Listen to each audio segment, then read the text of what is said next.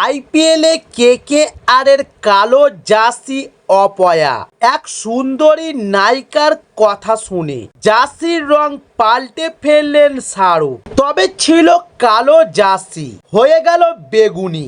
অনেকের মনেই প্রশ্ন ছিল, কেন কেকেআর এ কালো জার্সি বদল করা হলো। তবে এতদিন পরে জানা গেল জার্সির রং বদলানোর আসল কারণ। তবে 15 বছর পর আবার ফিরল কেকেআর এ সেই কালো জার্সি। তবে কলকাতা নাইট রাইডার্সের কালো জার্সি ফিরল এবছর আবারও। আইপিএলে যে দুবার গ্রুপ পর্যায়ের গণ্ডি পেরোতে ব্যর্থ হয় কেকেআর, সেই সময় কালো জার্সি ছিল তাদের।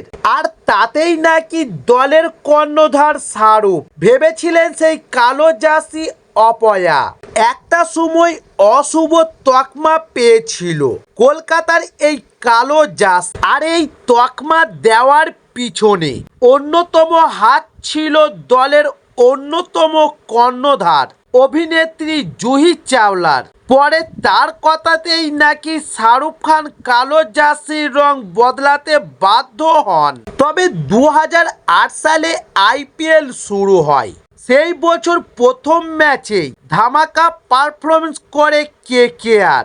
তখন ব্র্যান্ডন ম্যাকুলামদের গায়ে ছিল সেই কালো জার্সি। তবে শুরুর কয়েকটা বছর সাফল্য তখন জুহি চাওলা মনে করেন জার্সির রংটা আসল কারণ ব্যর্থতার। সাম্প্রতিক লিভিং উইথ কেকেআর তথ্যচিত্রে জুহির স্বামী জয় মেহতা সেই অশুভ বিশ্বাসের কথা শেয়ার করলেন। টানা কয়েকটি খারাপ মৌসুম কাটানোর পর জুহি বিশ্বাস করতে শুরু করেন যে কালো জার্সির কারণেই এমনটা হচ্ছে। তবে জুহির এই দাবি শুনে ফুংকারে উড়িয়ে দেন শাহরুখ। খানিক বিরক্তও হয়েছিলেন, এগুলা অবাস্তব কথা। তবে নিজের সিদ্ধান্তে অনড় ছিলেন জুহি।